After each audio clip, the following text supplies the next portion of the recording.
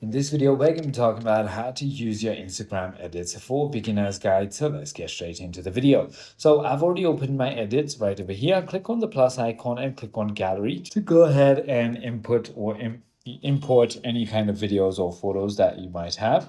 Now there are a lot of different features we need to go through. The first is going to be audio. You can add music from Instagram music directly, or you can click on import and import from files or extract from videos that you have. Then there's the text section where you can simply go ahead and write anything on the screen right over here, just like that. And you can simply go ahead and move around or make it bigger or smaller, depending on your needs. You can also go ahead and add voiceovers right from here. You can add links and link profiles of people right by clicking on the link right over here. You can also go ahead and head into the captions and click on generate captions. Or you could also head into filters, add multiple different filters to your video.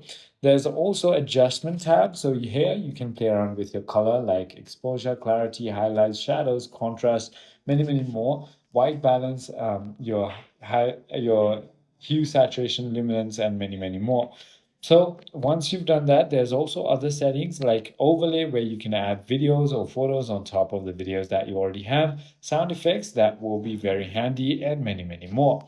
I hope this video clarifies everything for you. If you have further more queries,